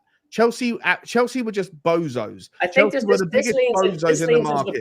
This leans into my point of saying that Pape Sarr is the most underrated player in the Premier League. Because if you're saying I love him, I don't want you because I can see people in the comments going, Tyler in the comments is going, come on, Sean, what are you doing? Tyler, I'm not saying I don't love the guy. I love Pape Sarr, but I'm saying 70 million pound. 70 million pound gets you for example, goes and gets you a Santiago Jimenez.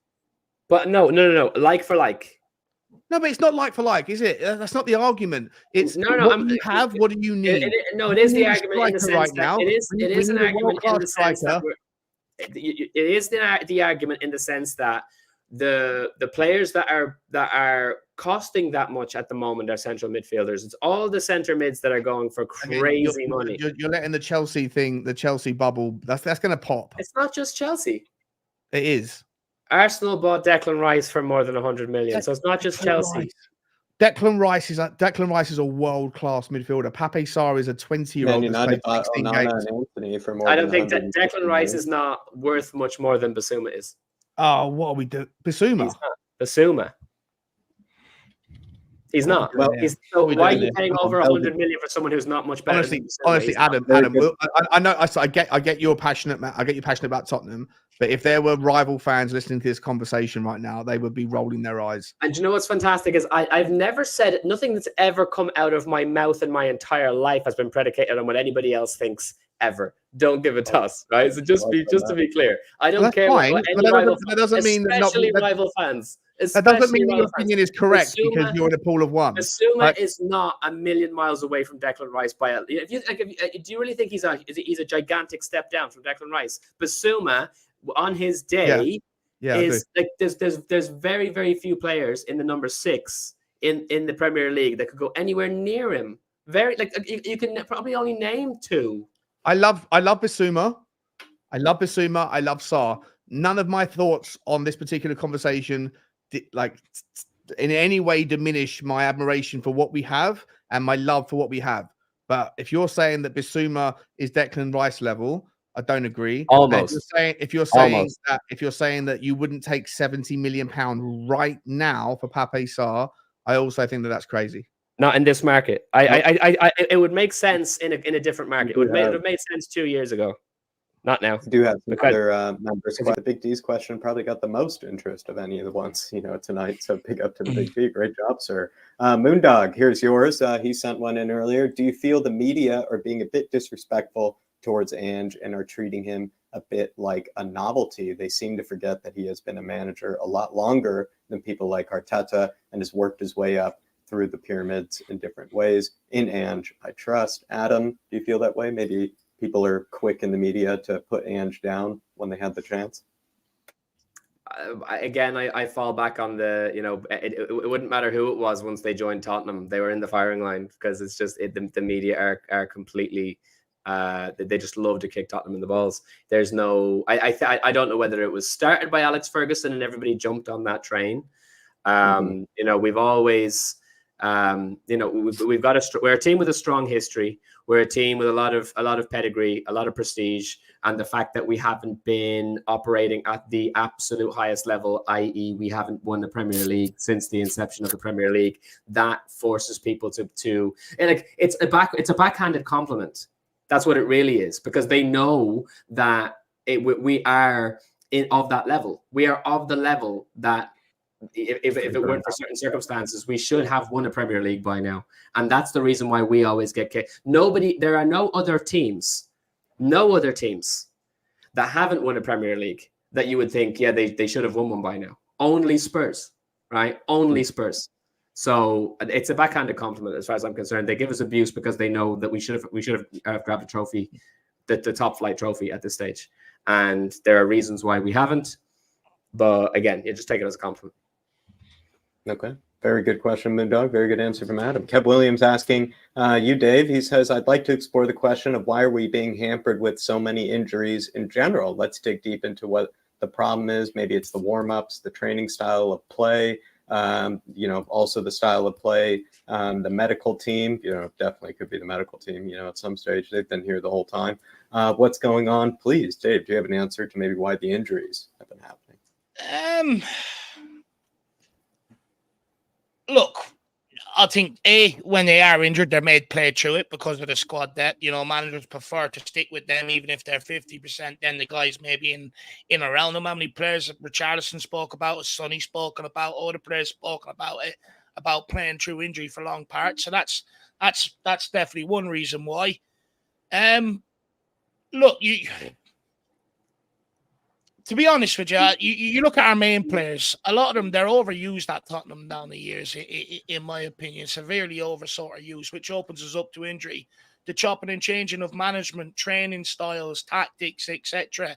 That'll have something to do with it because you're going from one extreme to the next extreme. So when you switch and change and you're using and stuff like that, that'll have an effect on it. The VAR, the length of the stoppages in games when you're going from a quick, fast-paced tempo to stopping down, cooling down for, sometimes 6-7 minutes at a time, and then asking to get straight back up to that speed.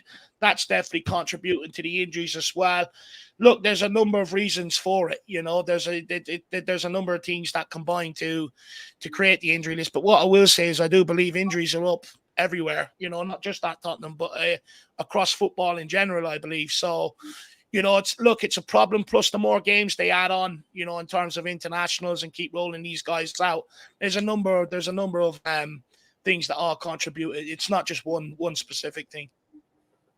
Kev Williams, I think what would be great is we might save that also for another time for some sort of, maybe podcast or debate show for a future one. Because I do think that's a very good question in general. But Shawnee needs to leave here. And Shawnee, please give a plug for your channel, but also maybe answer Nathan here. Spurs to win both halves, Sun to score, 28-1 punt. Sun to score. I think that's really good value, Nathan. I shall be putting some money on that. If I hadn't seen that, I like that. Good shout, Nathan. Good luck with it, mate. I'll be there tomorrow. I think Sonny will score first. I think that they'll score second. I think that then we'll take over in the second half. But Mate, yeah, good luck with the bets, guys. I've got to shoot. Thank you so much for having me. Really enjoyed the conversation. Just to be entirely clear, if you said 70 million pound right now, I'd probably take it. If you said 50 million pound, 45, 40 million pounds, something like that, I think there's like don't know. But so I'm not in any way diminishing my love and valuation and admiration of what we have. I think we've got some of the best young talent around, but 70 million pound, you can do a lot with that. And I think that the days of 100 million pound players for like bang average, untested midfielders are long gone. I don't think Chelsea will keep it up. And I think everybody else won't be doing what Todd Bowley's done. If I'm entirely honest, I think Chelsea are bang in trouble in the future with the culmination of what they've done. I've been saying it for over 2 years. Just don't think that he's right for the football model. And I think that they're going to be found out eventually. Guys, Spurs Talk Show is where you can find me. Jack, Dave, Adam, lovely conversation. Appreciate you having me. I've got to shoot, though. People are having a crack at me over here, so I've got to go. Cheers, Charlie. Thank you, my man. See you later. See you soon, man. Have a good time at the game tomorrow. Cheers, guys. Come on, you Spurs. Come on, you Spurs. Have a good night, Johnny. Big up to Spurs Talk Show. Please head on over and subscribe. Check out all of Shawnee's content. And also thanks to Sean for taking the time out of his evening. Nathan, the Spurs fan, just to you, Adam, I'm not sure if you partake in the bets, but Spurs to win both halves can be tough because if we go like 2-0 up, who's to say that we end up, scoring another one? I think I'm not sure. I don't do the whole both halves thing because I get confused if it means you have to like, when it gets to the second half, is it like 0-0 and then you have to win, again, So I don't have faith in that sometimes because it's like, I think you can go 3-0 up and then the other team sort of is inclined to come back and then they might, end up winning the second half. And then even though you dominated them, maybe you don't end up winning the second half, but perhaps that's why it's 28-1 because it's, you have to just continually score goals against them no matter what half it is. But what are your thoughts on that, Adam? Would you give him the approval to Nathan if he hasn't already done it? We haven't got enough data to go on at the moment, given that we're only just on an upswing. One game does not a pattern make. We drew against Manchester City and we won against Newcastle very, very convincingly on the back of several losses. We've got no kind of. I'm hopeful. I am always hopeful when it comes to Tottenham Hotspur. So I'm going to assume that there's a strong performance ahead of us tomorrow and a victory, but I'm basing that on hope alone, not on anything concrete, because we're not in it. We're not on form. We haven't seen a run of games where we've been absolutely dominating again the way we did in the first 10. So we've no idea what to expect. Absolutely zero clue what to expect for tomorrow. We just got to go in with hope, go in with the lily white blood flowing through our veins, and for anyone who's in the stadium, chant like an absolute madman tomorrow and get the boys all revved up because that's what they thrive on. So we'll hope for the victory. Love it. Big up to Nathan. Really appreciate the support and a great question. Like the back questions. Ash Padmaraj, while you're in the chat, we are just wrapping up the show and we're wrapping up with these member questions. And this is the very last one here, I believe, with just Guy Loves Spurs with another one. But Ash saying, how do you feel about Romero's comments? And just to summarize, I was able to, I think, pull up the comments that you might be referring to, where Romero basically was saying that Spurs are set up for success and are set up to really go on a run of trying to get to win some trophies. And that with, the manager, and they're getting a manager that he said is sort of more in line with the identity as well as the club's history. And he said that Daniel Levy has put everybody and everything in the right place and in the right situation to succeed. So Romero may be even a bit of a fan of Sir Daniel as well. Maybe throw that one to you, Dave. I mean, I'm not sure if you're able to read these quotes yet, but Romero just very complimentary of just sort of the foundations around Spurs and how he thinks that this is the right place to be, that he thinks that they are going to be winning trophies and that they are on the right path to success. He also kind of went later on to say that actually he envisions himself living in London, even after sort of retiring from football and everything. So he says this is sort of his home. He feels like this is his club. This is his home. So a lot of brilliant quotes, if those are the quotes that Ash was referring to, hopefully. Yeah, look, great complimentary things to say about London, which is good. Hopefully it means he wants to be here sort of long term. But look, the club are going in the right direction. It's about continuing to go in that right direction, not rest on your laurels, not think we've done enough. And, you've got to constantly keep upgrading the squad, constantly keep filling the squad out, because next year, we're going to get some sort of European football. So you're challenging on all four fronts. What you can't do is have, a strong 11, 12, 13 players that you rely on, and the rest have a drop off in quality. We know how that ends. You end up suffering across all competitions. So they're set up to succeed and go on and do something to a certain degree. The right manager, the right environment around the club right now, and they've got the best fans behind them. Our starting 11 is strong. You've got a Paratici, and hopefully Johan Lang can continue on to do that work.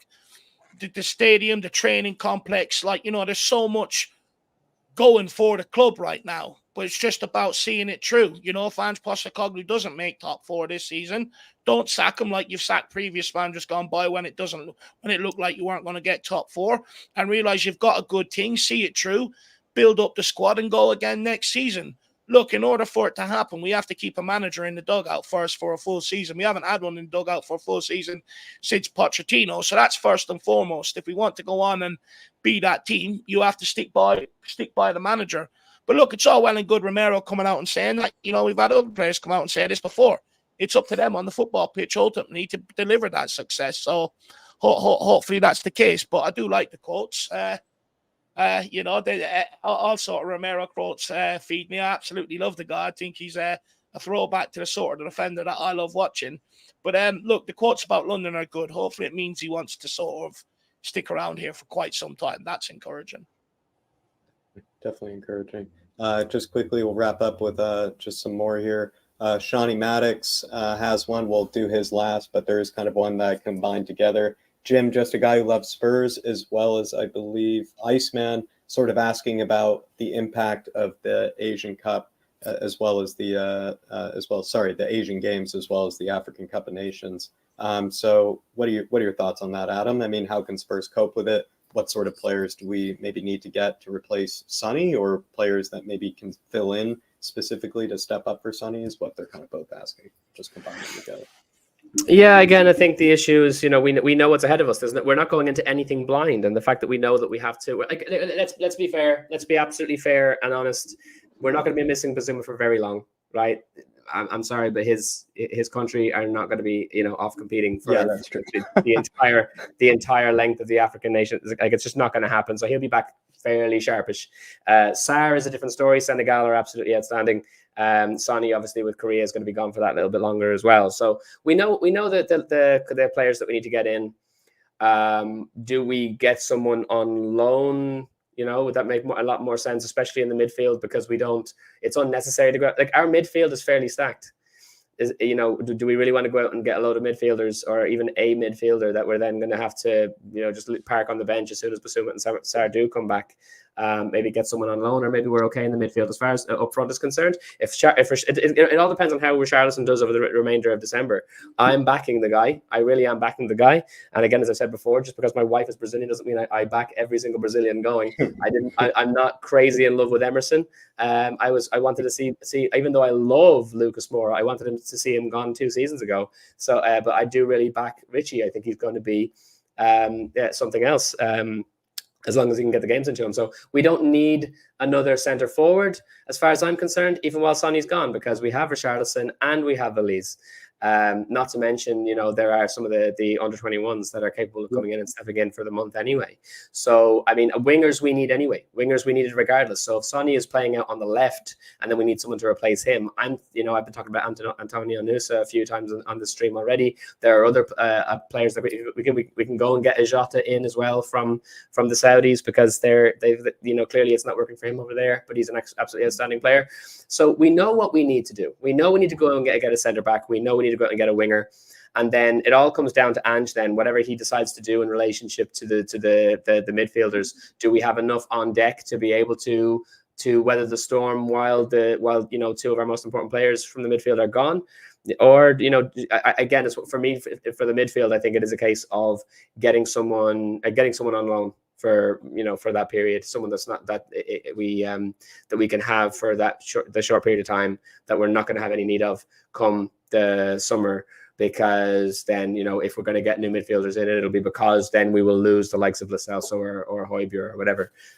So yeah, I can see a center back and a winger coming in to deal with again, as I said, the water that's coming in the dam at the moment.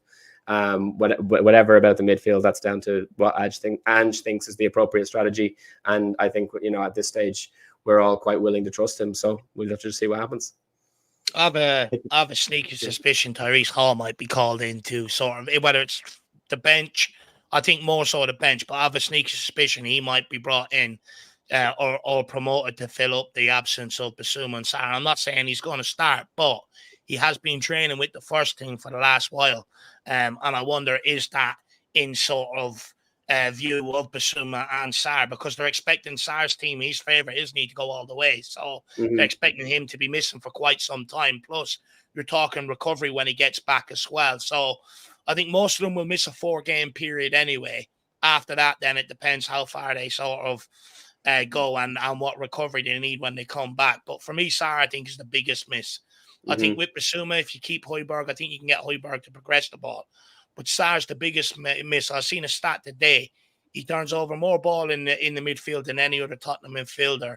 He turns it over average 7 times a game for Tottenham, which is absolutely huge. And when you look at some of the results we've suffered in his absence, you can tell we've completely missed that. So for me, it's about bringing in someone that, will be that box-to-box midfielder to cover Sarr. That's the big one for me. But look, I don't think you see our under-21s filling in there? Huh? How do you feel about our under-21s filling in there? Look, I've been an advocate of playing them. I'm sick of relying on the same old individuals to dig us out of a hole where maybe they haven't done before. I know Sean was sitting there praising Dorrington today, but for me, I was calling for him to be thrown in last season. If other players didn't want to be there and defend, throw him in last season. I have no problem throwing them in. At the end of the day, other clubs do it. Tottenham are one of the only clubs that don't give any youngsters an opportunity whatsoever. I'd have no problem with them filling in. At the end of the day, the club has made a huge effort to keep them, tie them down to contracts and stuff like that for 3, 4, 5 years in order to develop their talent because they believe in them. So I have no problem with it. We're going to go that way eventually, whether it's this season or next season, using them to fill out the squad. It's just about giving them the opportunity and stop being afraid to give them the opportunity. At Tottenham, I think the last few years, we keep falling into the same trap that age means experience. It may mean experience, but if you have a player that doesn't want to do the job or mentally can't do the job, it's no good to you. So if they don't want to do it, give the youngsters an opportunity. I'm a big advocate for it. You'll see some players book their ideas up, and the ones that don't ain't for you anyway, so fuck them out the club. Yeah, it's the perfect time to do it. Yeah. Perfect time to do it. Last but not least, Sean Maddox threw in this one earlier saying, my debate topic is which midfielders should Spurs look to move on in January and the summer, and any suggestions of who you might like to see purchased. 3 letters. P-E-H. Ooh, absolutely has to be like one. He's after Dyer and Davies. He's the next player I want gone. Honestly, and in fact, he's like after. Well, no, I don't know. I don't want to speak too rashly. No, he's the third player on the chopping block for me. Højbjerg, once again, the most divisive player, I think, at Tottenham Hotspur. I'd keep Skip over Højbjerg for sure, every day of the week and twice on Sundays. Look, for me, I look at it differently. I'd rather Lo Celso gone, to be honest with you. I think, when you look at Højbjerg's contribution to Tottenham compared to Lo Celso's and the 2 different price ranges we paid for them, Højbjerg has been a much better servant at the lower end of the scale in terms of price. So we got value for money at Højbjerg. With Lo Celso, we haven't. And he's always injury prone. He's injured again. So for me, look, I'll be honest, I don't expect Spurs to let anybody go here in January unless they get a huge offer for Højbjerg or Lo Celso. They might look at it, but no one will be shipped out on loan. They'll all be kept to cover Bissouma and Sarr's absence and stuff like that. I think it's more the summer you'll be looking at changes in that regard. I do think Lo Celso will be gone. I even think Højbjerg will be gone in the summer. But look, for me, I just don't think we'll let anybody go up until then, to be honest, especially from the midfield.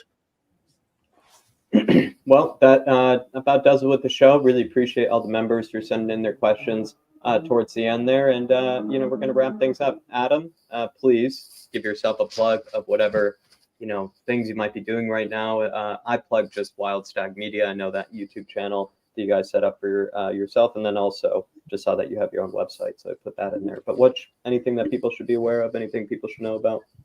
Thanks so much for that, man. I appreciate it. Yeah, no, there's an awful lot going on at the moment, and I wish I could spend more time on the Spurs channels. It's one of the things that I love to do the most. But unfortunately, the heart wants what it wants, and it wants to get my movie career going. So I've been spending a lot of time doing that lately.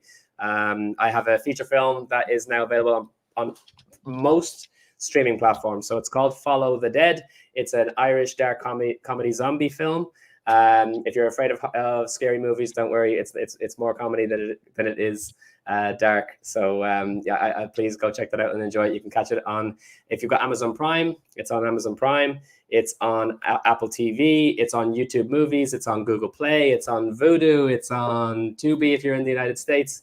And you can watch it on Tubi for free. So Follow the Dead is the name of the movie. It's the best Christmas present that you could give to me if you're happy to have me on here, guys, is to go and check the film out, especially when it's it's free in certain places, especially if you're subscribed to Amazon Prime, or if you're in the States and you can watch it on Tubi. So that's the best thing you can do for me, is watch the movie and let me know what you think. You can contact me on all the various social media machines at Wild Stag Media. Wild Stag Productions is my production company. The social media is at Wild Stag Media, and so you can contact me on Instagram, Facebook, TikTok, YouTube, all of the social media machines. And not only am I promoting my movies there, but like I've got the Follow the Dead is my first film in a trilogy. The sequel, Delete the Dead, is being made at the moment. I shot the first 18 pages of that earlier a couple of months ago. I'm going to be shooting the rest of it next year, and so there's a lot of stuff that I'll be putting on the channels in terms of behind the scenes interviews, kind of different takes on movies that I'll be watching over the course of the next year as well. I'll be able to talk about the details of different. I'm going to be doing a podcast on Irish movies and their influence on the culture's influence on film, and I'm also doing a podcast called The Art of Story with a good friend of mine, a storyboard artist and a director and a writer over in Hollywood called Adam Argo. And so his channel is The Art of Story. I'll be on there very, very regularly. This Monday at 6 p.m., our the second episode of the podcast is coming out, where we're reviewing Blade Runner 2049. So sorry for all the movie talk, folks, but that's the kind of the stuff that I'm into. And if you're into movies yourself and you want to check it out, then Follow the Dead is the name of the film, and Wild Stag Media is where you can check me out and follow what I'm doing. Guys, thanks so much for having me on. I really appreciate you give me the last 3 minutes to ramble. But I always love coming on here. I love talking about Spurs, and I love when it gets a little bit spicy as well, which is always nice. We'll give you 3 minutes to ramble about yourself, and we'll give you an hour and a half to ramble about Spurs. So that's what we allow over here. It's what we allow. But yeah, great to have you back. Great to have you back. But please, everybody, please watch that film. What is it again? It's here again. It's the Follow the Dead. No. Follow the Dead. Follow the Dead. So Follow the Dead. There it is. There, everyone. Please make sure you look out for that on Amazon Prime. Get on it. Give it a good thumbs up and a nice review as well. And also check out his podcast. I mean, I actually came up on my feed there the other day. I had to wash my eyes. I was like, it's not Adam on there, and it was. I couldn't believe it, man. Good podcast, by the way. It's a very good podcast. But nice people, he's a Spurs fan. We like to uplift Spurs fans around here, not like Machiavelli, who likes to pull them down in the comments there. But we like to uplift Spurs fans. So please make sure you get around and support Adam and follow him on the socials and follow the work. But most importantly, like you said, the best Christmas present you could do is watch that movie. Look, I think that's it from us this evening. We'll be back tomorrow. Your predicted lineup will be out in the morning. Then you'll have your pre-match build-up and your watch-along. And then also, if you want something else to watch this evening, go and check out what the channel creators' predictions are. That video is also up there. So go and check that out. But Jack, off to you to sign out, my man.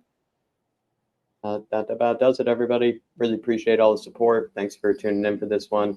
Come on, you Spurs. In the big end, we trust. We never stop, everybody. We'll see you. Come on.